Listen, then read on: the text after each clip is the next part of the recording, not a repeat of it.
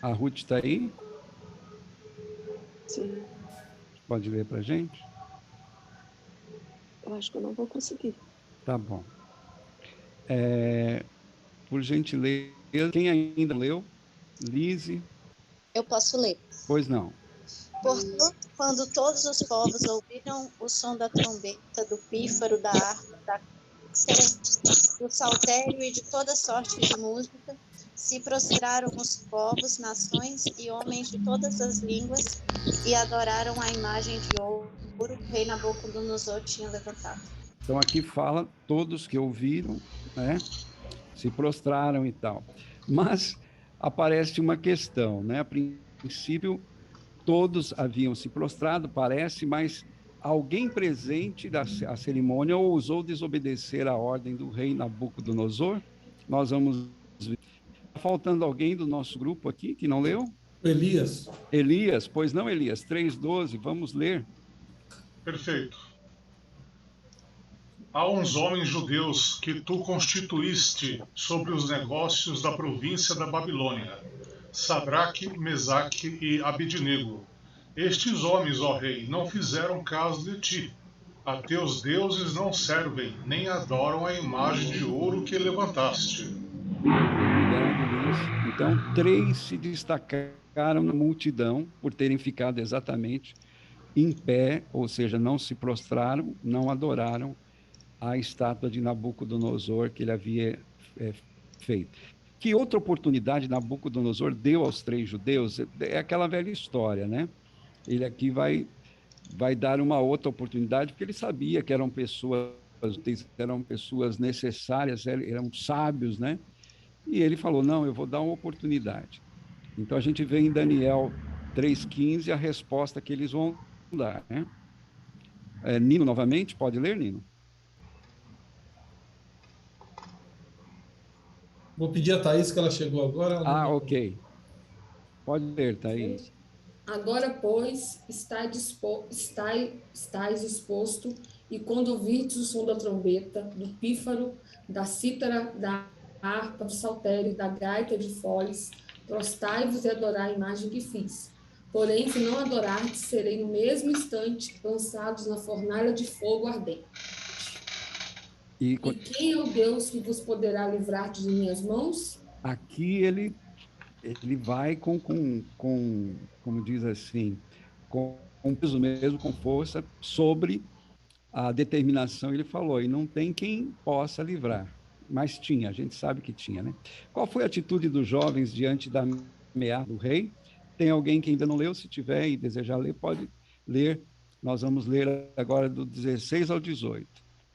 Se não, Nino, é você mesmo. A Sheila acabou de chegar, não leu. Sheila, ainda. Pois não, Sheila. Bem-vinda. Boa tarde, Deus seja louvado. Desculpa que eu estava em outra reunião. Tranquila, minha amiga, pode ler. Amém. Por gentileza. Amém. Espera aí,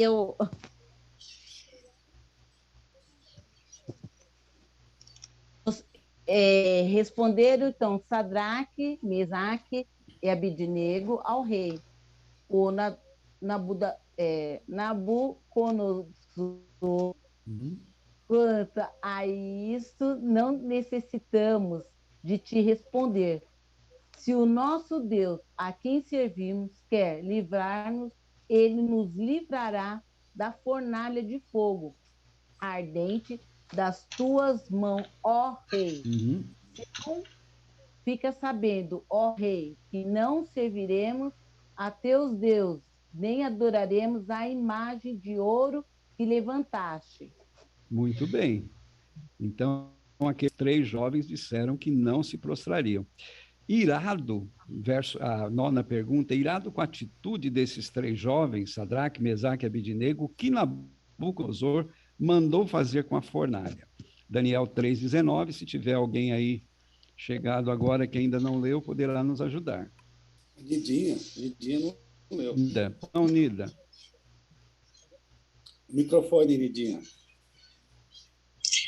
Então Nabucodonosor se encheu de fúria e, transtornado o aspecto do seu rosto contra Sadraque, Mesaque e Abednego, ordenou que se acendesse a fornalha 7 vezes mais do que se costumava. O rei ficou tão bravo que mandou esquentar 7 vezes mais, né? E, concluindo, como Deus recompensou a fidelidade dos 3 jovens. Eles foram tirados da fornalha. A palavra de Deus nos diz que até os homens que eram os mais valorosos, que foram ali e que mais fortes, que se aproximaram, estes foram mortos, né? Então, Nabucodonosor perdeu ali os seus homens mais valorosos, porque não suportaram o calor. Mas o que aconteceu? É a pergunta 10, como Deus recompensou a fidelidade daqueles 3 jovens? Quem pode ler aí? Tem mais alguém que ainda não leu? Então o rei Nabucodonosor se espantou e se levantou depressa e disse aos seus conselheiros: Não lançamos nós 3 homens atados do fogo? Responderam ao rei: É verdade, ó rei. Tornou ele e disse: Eu, porém, vejo 4 homens soltos que andam passeando dentro do fogo, sem um dano, e o aspecto do quarto é semelhante a de um filho dos deuses. Muito bem. Em resumo, essa é a história. Sim, nós fizemos uma leitura dinâmica, pura e simples, da história do capítulo 3 de Daniel. Agora, o que essa história tem a ver conosco, que estamos vivendo hoje, em 2021? O que tem de ensino para nós? Será que tem alguma coisa além, né, nas entrelinhas aí para o povo de Deus? Por que Deus registrou essa história, né? Eu gosto dessa tela em que um amigo nosso, pastor Jonathan Conceição, ele fala essa frase: profecia é a história escrita antecipadamente. E eu acho interessante, profecia é o tipo de coisa que não é todo mundo que curte, não é todo mundo que gosta, que se deleita. Mas eu encaro a profecia igual matemática, sabe? Você pode não ser um expert, mas pelo menos o beabá você tem que saber. Você tem que saber o beabá aí a tabuada, né? Como diz assim, para você poder, enfim, se virar, né? Você não precisa fazer cálculo algébrico, enfim, as contas todas que o Nino faz, né, Nino? Mas você, e a Thaís, mas você tem que, o mínimo do mínimo, saber. E o livro de Daniel, capítulo 2, capítulo 3, a gente vai ver depois ali o capítulo 7, capítulo 8, é muito importante você saber, até porque, olha o que vai acontecer. Eu vou dar um salto e vou lá para Apocalipse. E foi-lhe concedido que desse espírito à imagem da besta, para que também a imagem da besta falasse, e fizesse que fossem mortos todos os que não adorassem a imagem da besta. Apocalipse 13, 15. Então, veja, nós estamos falando do passado, em Daniel, e a gente dá um salto para Apocalipse, que é o último livro da Bíblia, e a gente vê que lá na frente vai acontecer algo semelhante ao que aconteceu com esses 3 jovens ali na corte de Babilônia. E agora passa a ter interesse em a história desses 3 jovens. Por quê? Porque um dia vai ser colocado também uma imagem de uma besta, besta que no caso significa de um poder civil e religioso, e que vai determinar um tipo de adoração, e se eu não adorar, eu vou ser morto. Agora tem um outro detalhe, que foi inclusive o comentário que eu fiz no grupo da família, né? Só que desta feita, quem adorar esta imagem da besta é que será jogado dentro do lago de fogo. Só que isso daqui é apenas um spoilerzinho que a gente está dando, e é só para você aguardar que quando chegarmos no livro do Apocalipse, nós vamos falar o que é a besta, o que é a imagem da besta, enfim, e que vai acontecer de fato. Mas veja, a história vai se repetir.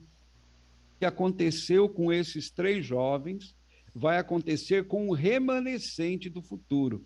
Aqueles 3 jovens foram o remanescente daquele momento. Eu até poderia, eu não sei se alguém aqui tem a curiosidade de repente estar aí pensando, mas onde estava Daniel, né? Gente, eu fiz questão de mencionar aquelas pessoas que poderiam, foram convocadas e estavam ali presentes. Eu não, eu o último verso de Daniel 2, que foi a semana passada que nós estudamos, a gente vê que Daniel estava na corte. Agora, como a gente tem que explicar pela Bíblia, eu não tenho como provar para você, através da Bíblia, aonde estava Daniel. De uma coisa eu sei, é que ele não se prostrou. Por quê? Porque no capítulo 6, que nós vamos estudar daqui a mais algumas semanas, a gente vai ver ele indo dentro da jaula de leões famintos e passar uma noite, porque ele não quis ficar um dia sem orar.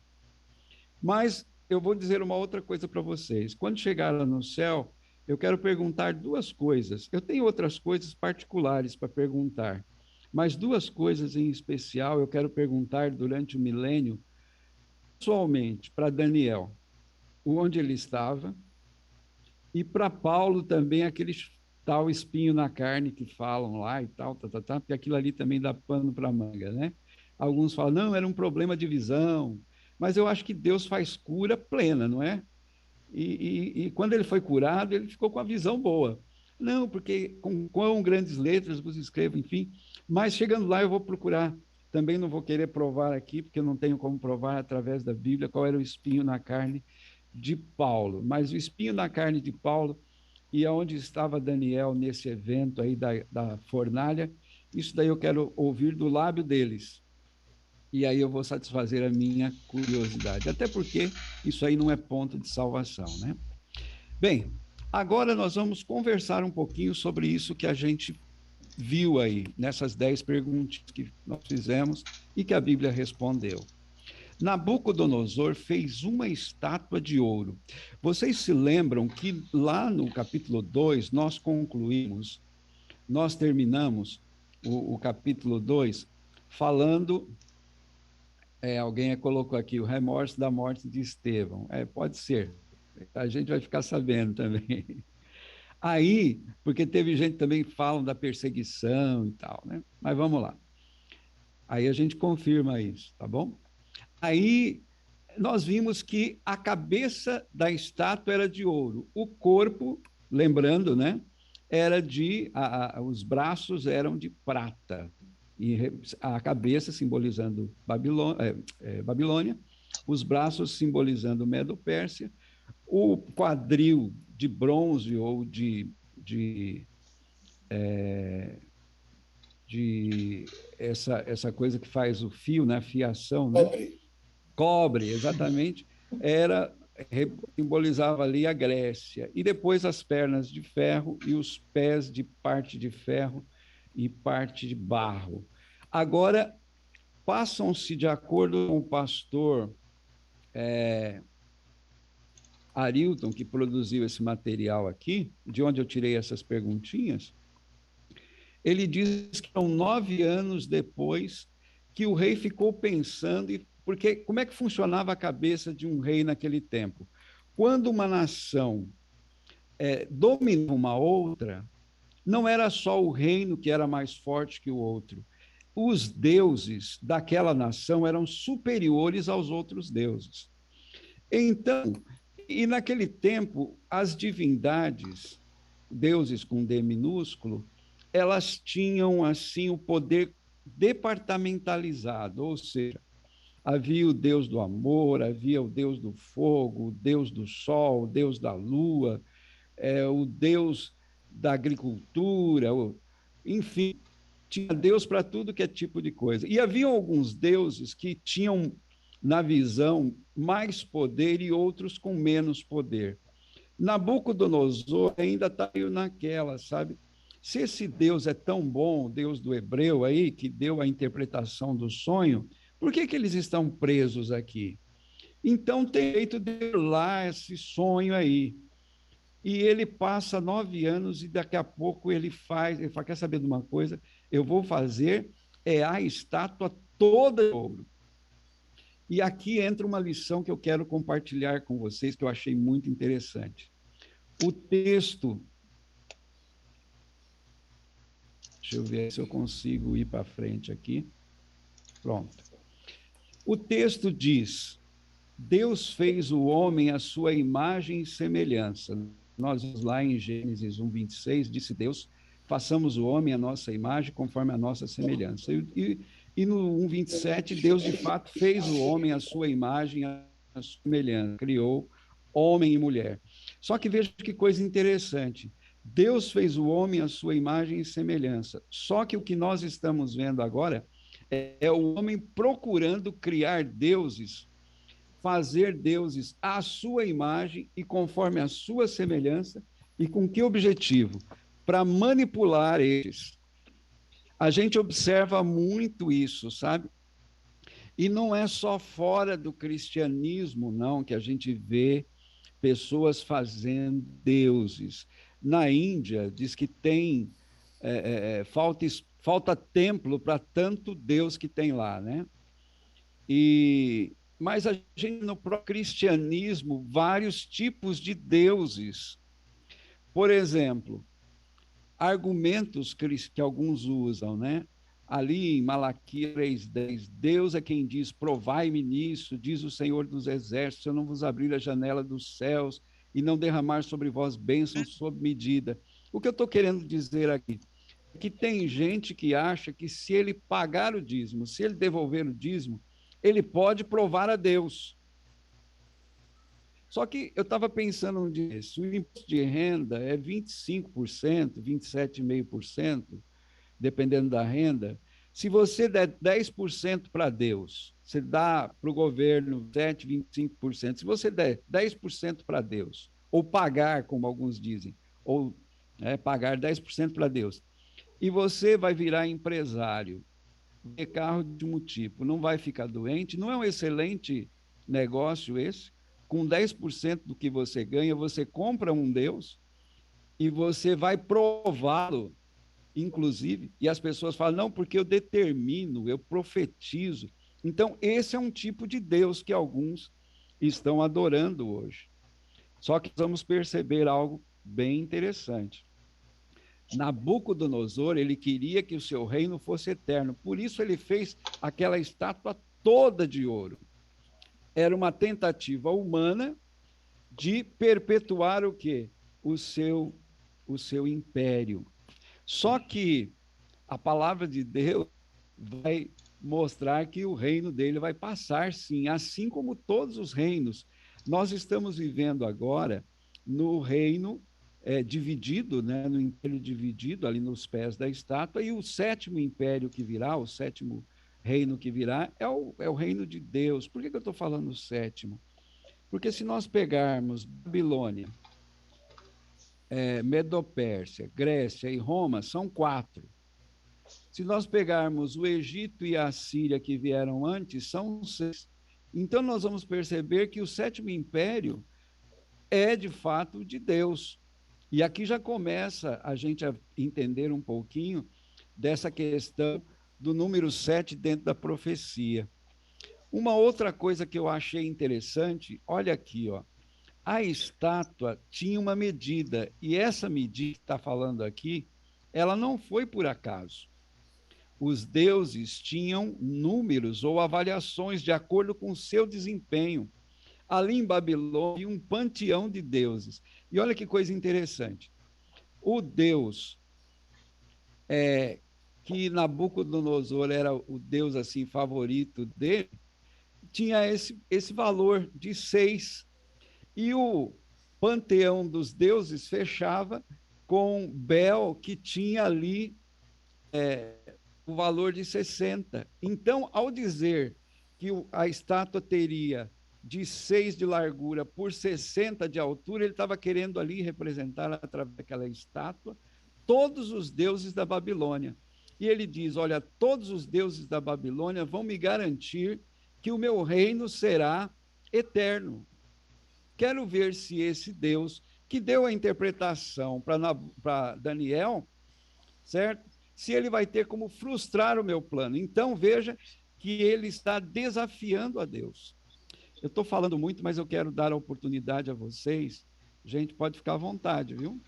Se porventura alguém, em algum instante, perceber que tem algo a contribuir, fica à vontade, não se sinta acanhado de maneira alguma.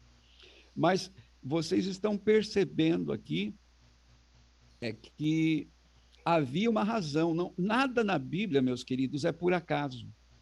Então, à medida dessa estátua que foi feita por Nabucodonosor, estava ali sendo representado todas as divindades que o rei conhecia, em desafio ao rei que havia dado a interpretação para Daniel.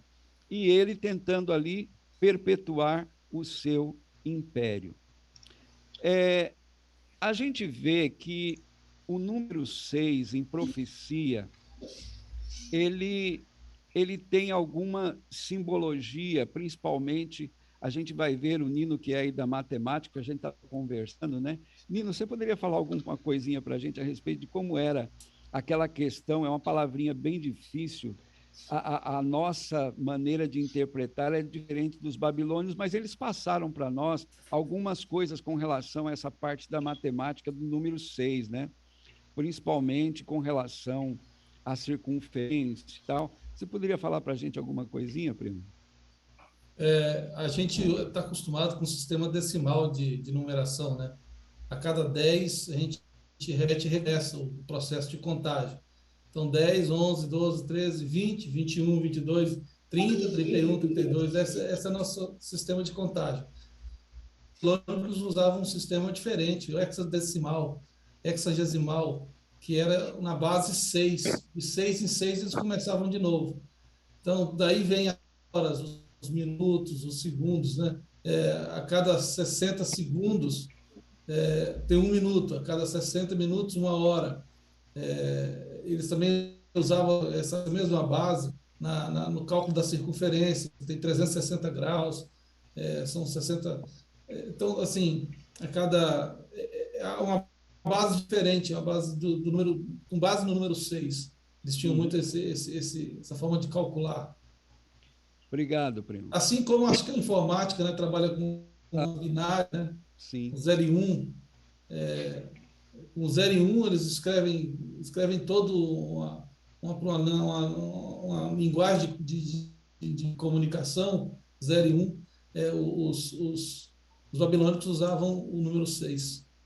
Valeu, Nino. A gente pode prestar atenção que na orquestra, para tocar ali, para que todos pudessem se prostrar, tinham 6 instrumentos: trombeta, pífaro, harpa, cítara, o saltério e a gaita de foles. E se a gente for analisar, a música estava presente na adoração e a música estava presente ali, porque ela ia dar o momento em que eles deveriam se prostrar para adorar a estátua. Eu acho que eu pulei aqui, mas acho que na transferência que eu fui fazer aqui, eu não coloquei a numerologia.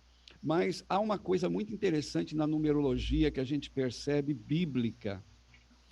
Em profecia, a gente vai perceber que o número 6 está muito ligado a tudo que o homem faz. Eu falei dos 6 impérios, eu falei dos 6 instrumentos. Na Bíblia, dizem que no original, há 6 vezes a ordem aqui, eu anotei aqui, na minha está dando um pouco mais, está dando 7. Mas dizem que no original aparece também 6 vezes a ordem para a expressão adorar a imagem. O pastor Samuel Ramos fala a esse respeito. Outra coisa interessante é porque quando a gente vai lá para Apocalipse, a gente vai perceber que naquela continuação da adoração da imagem da besta, quando indica ali o número da besta, a gente vai ver que é 666, que é uma insistência na atitude humana e uma provocação e, ao mesmo tempo, uma rebeldia em não querer chegar à perfeição, que é o número 7. Nós vamos perceber que o número 7 está ligado à perfeição, número 1 está ligado à unidade Número 4 está ligado ali à parte de totalidade, a gente vê os 4 pontos cardeais, os 4 cantos da terra. O número 6 estaria ligado à parte do homem, o número 7 ligado à parte de Deus, o número 12 ligado ao povo de Deus, 12 apóstolos, 12 discípulos. Então, tem também essa questão da numerologia. Agora, o que me chama a atenção, que eu quero agora comentar um pouco com vocês, é que todo o capítulo de Daniel, a gente vai ver muita questão ali, ao pano de fundo, o grande conflito e a questão da adoração. Nós vimos no capítulo 1, quando foi falado das comidas que tinham sido oferecidas aos ídolos, e Daniel diz que não ia comer. No capítulo 2, nós vimos, de alguma maneira, ali Deus mostrando que ele é aquele que conhece todas as coisas e que ele dá a interpretação. E no capítulo 3, agora, mais do que nunca, aparece a questão da adoração, porque aqueles 3 jovens foram desafiados a adorar e se prostrar diante da imagem. E agora eu pergunto, a quem eu adoro? Como eu adoro e quando eu adoro? Se você for analisar essa questão, querido irmão, querida irmã e amigos, alguém pode dizer assim, mas eu adoro Deus. Mas que Deus? Igual eu disse a vocês, a gente pode correr um sério risco de não entender qual é o Deus da Bíblia de fato, né? Por que eu estou falando isso? Por exemplo, eu não vou citar nomes, mas vou apresentar alguns deuses. Não vou citar nomes porque esse não é o nosso papel. Mas há um pensamento no cristianismo de que Deus, ele tem todas as pessoas amarradas no seu destino. Alguém ia falar? Não, só estava chamando a atenção do meu cachorro. Ah, ok. Vou desligar meu aqui. Então, há pelo menos 2 vertentes dos calvinistas, né, e dos arminiistas. Alguns que acreditam no livre-arbítrio e outros que acreditam que nós somos predestinados ou à salvação, é aquilo que nós chamamos de predestinação fechada. E tem pessoas que acreditam, adoram um Deus que já predeterminou quem vai salvar. E existe base bíblica, alguns textos fora do contexto, que vai para essa linha.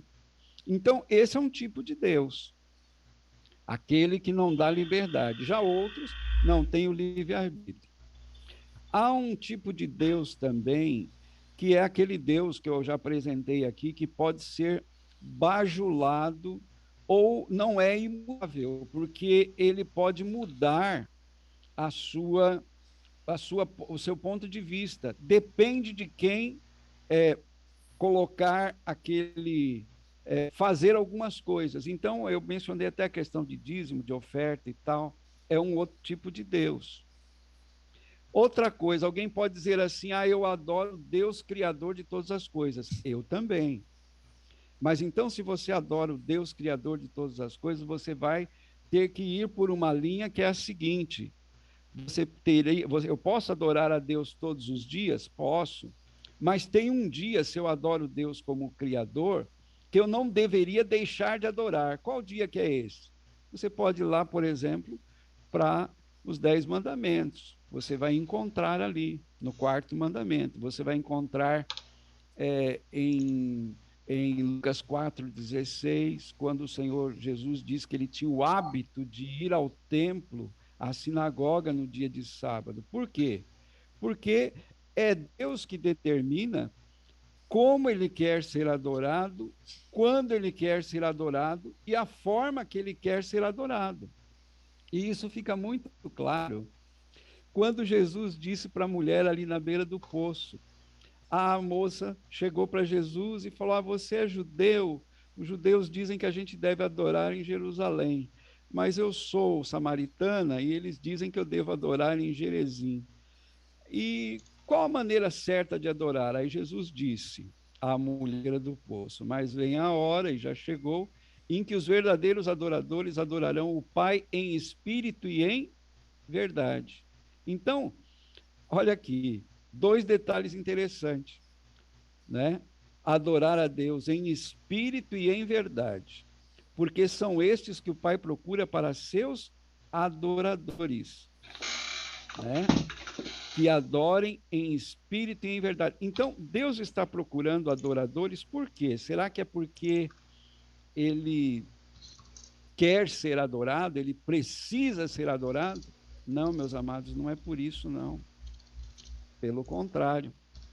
É que se você não adora a Deus, você vai adorar a uma outra coisa. Sem ninguém adorar, sem ter um foco ali de adoração, você esteja certo que você não vai ter, não. De alguma maneira, se você não estiver adorando a Deus, você vai estar adorando a você mesmo, você vai estar adorando alguma coisa, um objeto, mas sem adorar, não, você não vai ficar. Por quê? Porque o ser humano, ele foi criado à imagem e semelhança de Deus, por Deus e para Deus. E quando você tira Deus do coração de uma pessoa, sobra ali um espaço do tamanho de Deus, e esse espaço tem que ser preenchido. Alguns acham que, de repente, pode ser o trabalho, pode ser diversão, pode ser dinheiro, pode ser alguma coisa, mas esteja certo. Vazio ali, a pessoa vai estar procurando preencher esse vazio com alguma coisa. Alguém gostaria? Pois não, pode falar, Nino. Essa questão da adoração, ela é muito séria mesmo, né? Verdade. Não é à toa que tem aí esse capítulo 3 de Daniel, e a gente tem esse capítulo 13 de Apocalipse, que você já mencionou, e a gente vê esse assunto girando aqui na Terra. Começou lá no céu com essa questão da adoração, de Lúcifer querer ser adorado, e a gente vê logo aqui na Terra, quando vem para a Terra, a gente percebe essa situação de Caim, por exemplo, como você está falando. Verdade. Caim verdade, quis adorar do jeito dele. Certo. E não da forma como Deus queria que ele adorasse. Uhum. E esse foi o problema da rejeição da oferta de Caim. Caim entregou uma oferta bacana, aquilo que ele achou que deveria ser entregue, mas não era aquilo que Deus queria que ele fizesse. Então, o problema da adoração, ela está assim há muito tempo, há muito tempo. Não é apenas um rito, né? Não é apenas um rito. O Saul, por exemplo, ele vai lá e oferece o sacrifício. Verdade. E não era para ele fazer aquilo, era para esperar Samuel. Então, assim, não é que eu tenho que fazer porque eu tenho que fazer, eu vou adorar por adorar. Acho que está aí a questão de adorar a Deus em espírito e verdade. É você realmente adorar a Deus da forma como Deus quer que Deus quer ser adorado. Existe uma forma correta de fazer isso. E Deus faz questão que essas coisas aconteçam da maneira certa. Nadab e Abiú resolveram levar adorar com fogo estranho, né? Um fogo estranho. A Bíblia fala era um fogo falso, era um fogo comum, e eles foi rejeitada a adoração deles. Então, essa adoração é muito importante e perigoso. É perigoso, não é somente importante, ela é perigosa quando a gente adora a Deus da forma equivocada. Eu me lembrei, Nino, da frase petulante do diabo para Jesus no Monte da Tentação. Quando ele para Jesus e diz: tudo isso te darei se prostrado me adorares, porque a mim me foi entregue e eu dou para quem eu quero. Ou seja, quando Adão e Eva, nossos pais, deixaram de lado aquilo que Deus havia dito e foram atrás daquilo que a serpente havia dito, porque qual foi a tentação que foi oferecida? Ora, coma desse fruto, porque no dia em que comer, abre seus olhos, vocês vão ser igual a Deus. Eles eram criados à imagem e semelhança de Deus, mas veja que a adoração está ali. Eles também falam, não, vocês estão adorando a Deus aqui, vocês vão ser Deus, ou seja, vocês é que vão ser o bambambam, vocês não vão precisar, como diz o outro assim, se curvar ou adorar, vocês vão ser como? E a gente vê que ele tenta Jesus, fala, você não precisa ir para a cruz, você quer ganhar o mundo eu te dou, me adore. Né? Ele tentando a Jesus dessa maneira e desse jeito. Gente, a palavra está aberta, se alguém Eu queria quiser. uma parte aí. Pois não. Uma questão também em relação ao caso concreto aí dos hebreus, eles, acho que Deus queria, além de provar a fé Sim. desses 3 jovens, os babilônios, os macedônios, esse povo do Oriente Médio ali na Terra-média, eles tinham costume os deuses não tinham exclusividade. Alguém poderia adorar a Marduk, a Ista, e qualquer outro deus, assim, índio, não existe exclusividade. Sim. Lá para eles é normal alguém ser cristão e ser também adorar a Buda e outras coisas mais. O sincretismo. Exato, Deus queria mostrar para Nabucodonosor que ele era o único. Ele não ele divide, né, a sua glória com ninguém. Exato, ele quer mostrar para todos os babilônicos que não há outro Deus, porque ele faz um desafio. Quem pode te livrar? Quem é o Deus que pode te livrar? Ele faz um desafio. E eles não responderam, Deus vai me livrar. Se o nosso Deus quiser nos livrar, que bem, ótimo. Mas se ele não nos livrar, nós adoraremos os seus deuses. Aí tem a ideia que você falou do panteão babilônico, todos os deuses naquela estátua. Uhum. E Deus queria mostrar para a nação que aqueles deuses todos não tinham poder de livrar ninguém, nem o soldado que empurrou eles dentro da fornalha. Ele não teve o poder de fazer nada. Deus desceu e ficou junto com eles dentro da fornalha. Ele disse, eu vejo um quarto homem, semelhante aos deuses. E eles não se queimam, eles não se consomem. Deus, ele tinha um plano para toda a nação babilônica. Ele queria se revelar, já tinha se revelado primeiramente, quando os jovens mostraram que eles ficaram mais sábios, porque não comeram a ração do rei. Depois ele se revelou no sonho. Nenhum sábio dos adivinhos tiveram condição de revelar o futuro ao rei. E o sonho era muito importante para os babilônicos. E agora, tantos anos depois, uns dizem 9, outros dizem 20, está lá a estátua, o panteão babilônico. E Deus agora está dizendo, vocês não entenderam. Não há outro Deus. Eu sou o único. Eu sou o Deus que criou vocês. Eu sou o Deus que rege, que coloca o rei e tira o rei. Ele tinha deixado claro para Nabucodonosor, sou eu que coloco o rei e tiro o rei, depois de te virar outro. E ele não aceitou a palavra e quis fazer uma estátua mostrando que o rei duraria para sempre. Aí está uma lição em que Deus ia mostrar para toda a nação que ele queria salvar, tanto os hebreus, os babilônicos, os príncipes, os sátrapas, todos que Deus tinha o interesse de salvar e mostrar que ele é o único Deus e não há outro. E a mesma coisa que ele diz para a gente quando ele fala o segredo da felicidade nos evangelhos. Se você buscar o reino de Deus e a sua justiça em terceiro lugar, todas as coisas vos serão acrescentadas? Não. O único lugar que Deus aceita na minha e na sua vida é o primeiro. Sim. Ele não consegue dividir com nenhum outro aspecto da nossa vida. E muitas vezes a gente vai para o deserto, a gente vai para a provação, a gente vai para as lidas da vida, sofrer, até que a gente descubra. Deus pode ocupar esse lugar que o Ailton falou. Não tem outra coisa que vai alimentar o meu espírito a não ser Deus no primeiro lugar na minha vida. Obrigado, Ailton. Nada, obrigado a vocês, gente. E enquanto você vai falando, agora me lembrei daquela música do Arautos do Rei, né? Baseada em Mateus 6, 24, que Jesus fala, ninguém pode servir a 2 senhores.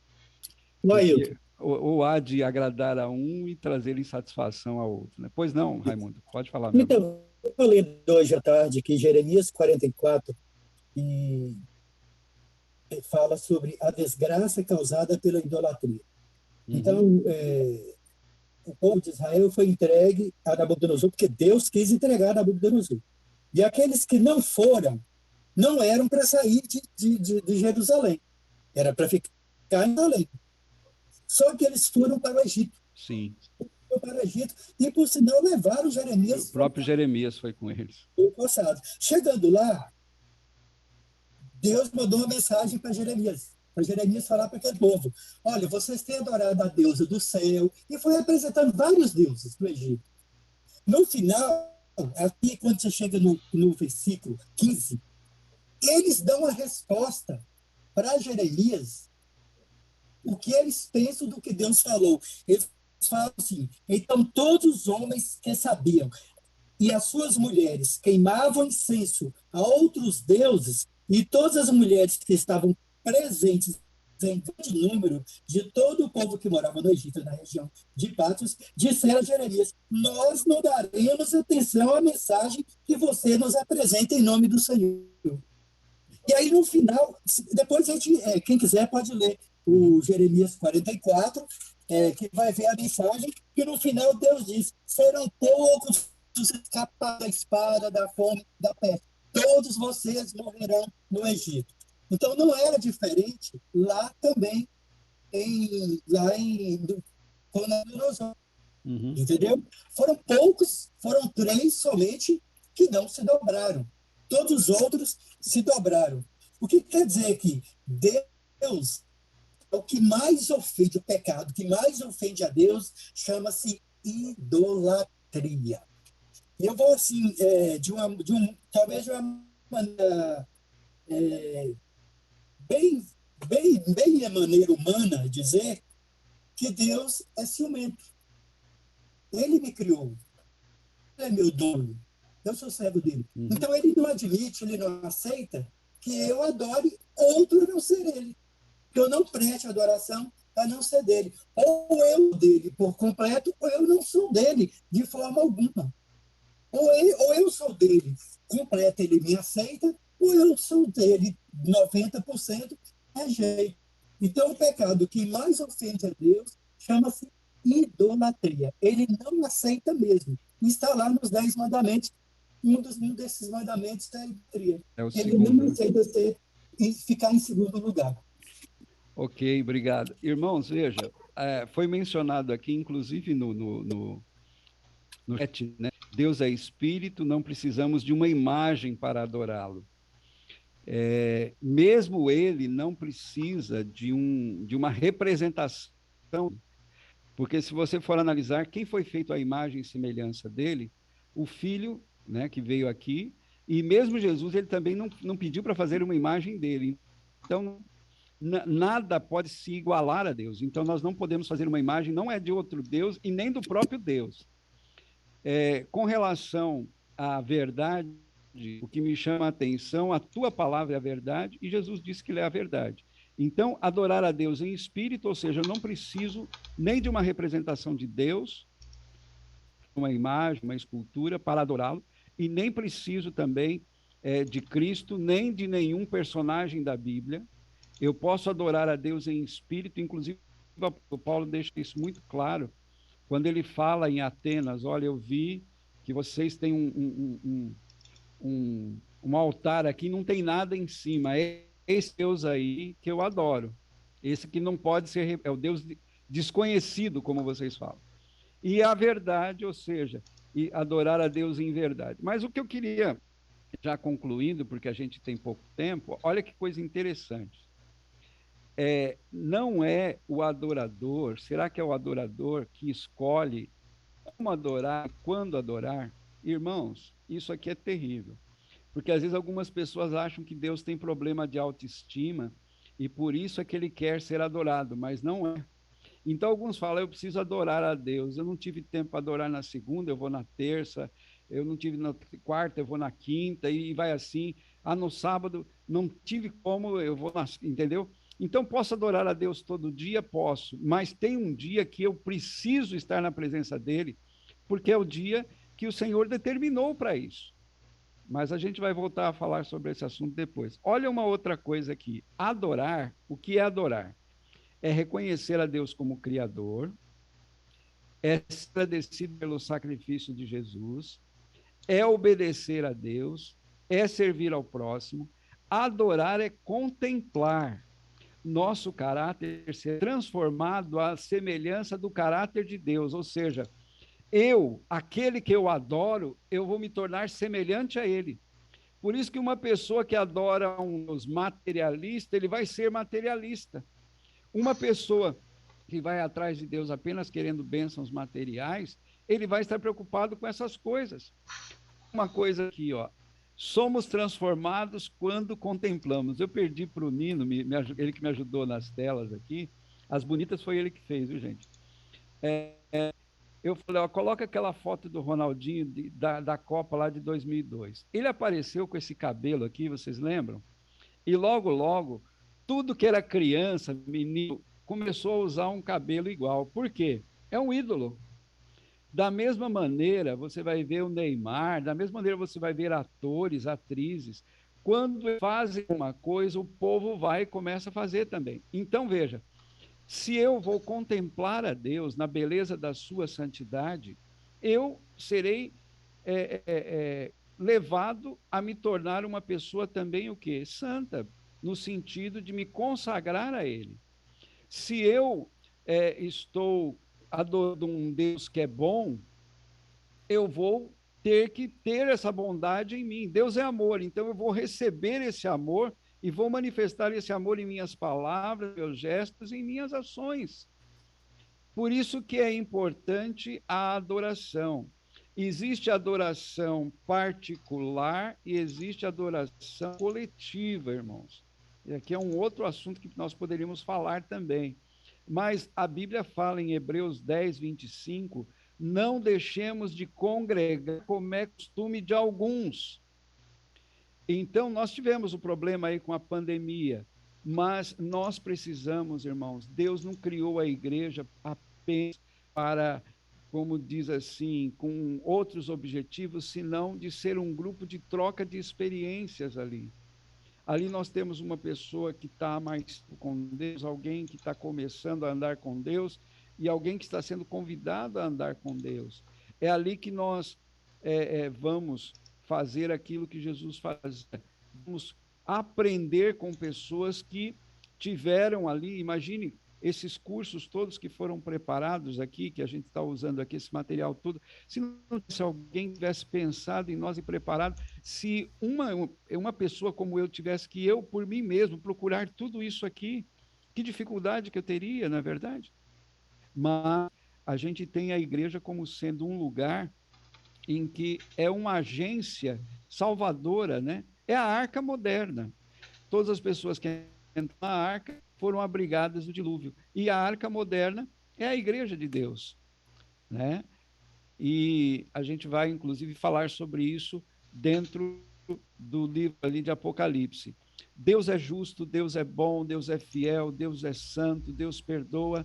Se essas características não estão em mim, numa proporção em que as pessoas que convivem comigo percebem, algo está errado da minha adoração. Eu estou distante de Deus. Eu preciso me aproximar mais dele, adorá-lo mais. Adorar é contemplar, aí entra a palavra de Deus, aí entra a oração, aí entra uma parte importante da adoração, que através da oração eu falo com Deus, Deus, através da sua palavra, fala comigo. E quando eu estou com outras pessoas, irmãos, tem 3 coisas que Deus criou que é para nos ajudar a chegar ao céu. Se a gente for analisar, a primeira delas é, sem dúvida alguma, casamento, no sentido de nos ensinar ali a podar, a lapidar, a convivência com outra pessoa diferente de nós, isso nos ensina muito. Outra coisa é família, relacionamento com pai, com filho.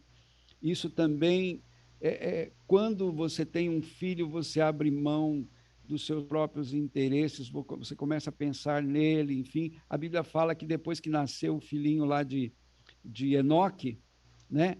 Aí que ele começou a perceber o relacionamento dele com Deus. E outra coisa é a igreja. Essas 3 coisas nos ajudam a desenvolver paciência, a desenvolver todas as virtudes de Deus. Casamento, irmão, só funciona com Deus. Porque se não tiver Deus ali, não tem jeito, não vai dar certo nunca. Por quê? Porque tem hora que você chega e fala, não, né? Como é que a minha esposa pode gostar de mim e ficar junto comigo? Ela tem mais aqui, entendeu? E é bem assim, só funciona se tiver ali o terceiro elemento, que é Deus. E família, a mesma coisa, né? E no relacionamento com os filhos, a mesma coisa, né? Então, se eu sou uma pessoa... Eu me lembro de como me veio agora à mente, como é que os cristãos de Antioquia, por que eles passaram a ser chamados de cristãos? Na Bíblia, no livro de Atos, capítulo 11, verso 26, diz que pela primeira vez os apóstolos passaram a ser chamados de cristãos. Por quê? Porque eles eram pequenos cristos, eles ficavam ali parecidos com Jesus, e aí as pessoas começaram a apelidá-los de cristãos. Quando foi para buscar Jesus no monte, ali a Bíblia diz que o traidor chegou e falou, aquele que eu beijar é ele. Alguns dizem assim, é porque era de noite. Não, eles foram com tochas. Na realidade é porque aqueles 3 anos e pouco, 3 anos e meio que eles conviveram com Cristo, eles estavam muito parecidos com Cristo. Muito parecidos com Cristo. E precisou o quê? Judas identificar quem de fato era Cristo. Então, meus amados, aí é que está o X da questão. Por que eu preciso adorar? Porque na comparação de Deus, eu serei semelhante a Ele. Eu vou ser amor, eu vou ser justo, eu vou ser fiel, eu vou ser bondoso, né? Sadraque, Mesaque e Abednego foram fiéis, e Deus os honrou. O mesmo acontecerá no tempo de fim, nós sabemos, né? Virá um decreto. E aí, aquela menção que eu mencionei aqui, citei, né? Em Apocalipse 13, 15. O que vai acontecer? Que a nossa atitude vai ser como os 3 jovens, nós vamos ficar, como diz, em pé e não vamos nos prostrar diante da imagem que será colocada diante de nós. Esse é o momento de nós refletirmos e desenvolvermos a nossa fé. A Bíblia diz que a fé vem pelo ouvir e ouvir pela palavra de Deus. Amém. E Deus abençoe a todos, foi um prazer estar com vocês. E a semana que vem, se Deus quiser, nós continuamos com o capítulo 4.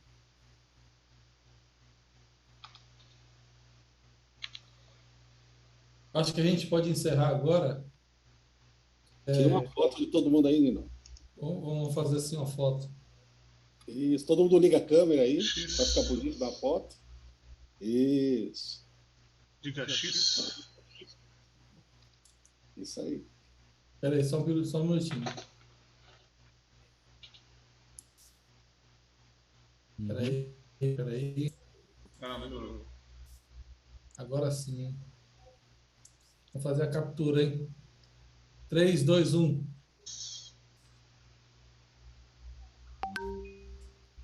Opa! Tá feita a foto. Amém. Tá registrado. Cantando a música, então, o hino que o Ailton sugeriu aí, se ele não for o primeiro, acho que é um hino bem adequado para esse momento. Sim. Bonito.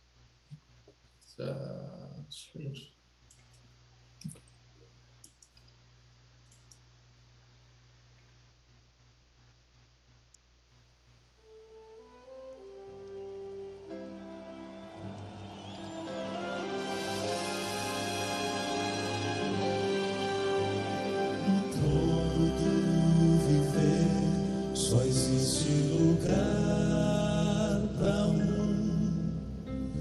lugar de quem governa todo o ser. No trono do viver só pode haver um Senhor. Se forem 2, um será amado e outro rejeitado. Vem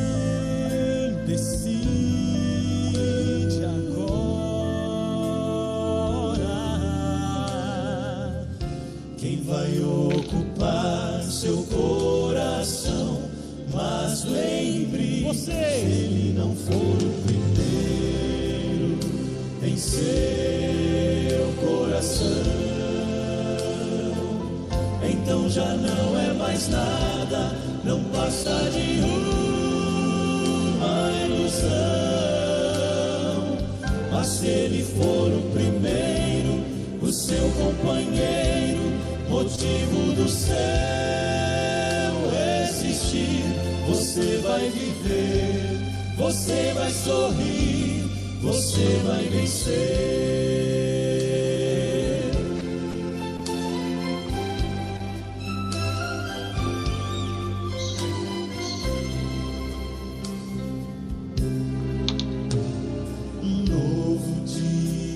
Vai nascer pra você e pra mim. Depende de aceitar Jesus no viver. É hora de beber da fonte da vida. Você verá, em Jesus existe plena alegria. Vem, decide agora quem vai ocupar seu coração. Mas lembre, se ele não for o primeiro em seu coração, então já não é mais nada, não passa de uma ilusão. Mas se ele for o primeiro, o seu companheiro, motivo do céu existir, você vai viver, você vai sorrir, você vai vencer. Batalha perdida com Cristo, Ele mesmo triunfou lá na cruz. Com sangue já provou que nos ama. Se o coração não for dele, vamos lá, não será mais ninguém.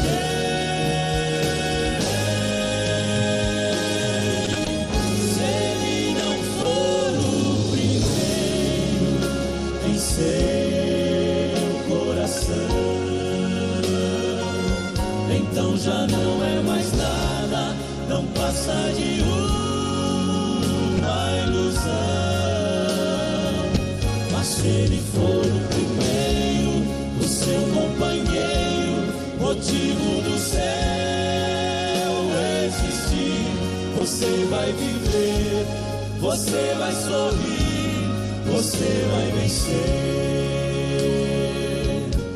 Você vai viver, você vai sorrir, vai vencer.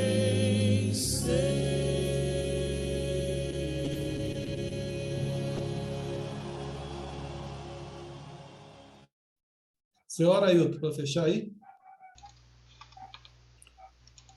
Nino, eu acho que eu falei demais, viu? Vou dar oportunidade para alguém orar aí.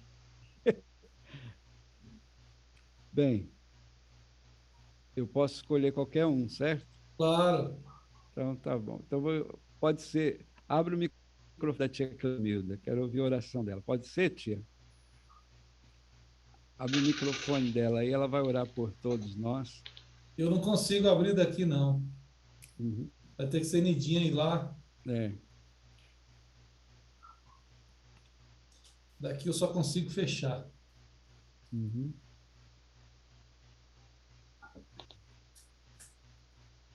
Pronto. Oremos junto, então. Santo Deus, eterno Pai, te agradecemos sempre pela proteção, para esse dia de sábado, passou tão maravilhoso diante de Ti, e que nesse dia agora uma bênção especial sobre cada pessoa que participou dessa live. nós possamos guardar nosso coração para aprender, possamos permanecer na frente de Ti, sempre presente em Tuas palavras e aceitando a Ti cada dia como nosso Salvador pessoal. Da Tua direção, para sempre estar oculto para nós, mas Tu sabes tudo que vai fazer com a gente agora. Fique conosco, em nome de Jesus. Amém.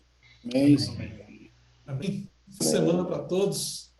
Feliz semana. Feliz semana. Feliz semana com Jesus. Com Jesus, amém. Amém. Eu vou ver vocês. Com vocês. Recording stop.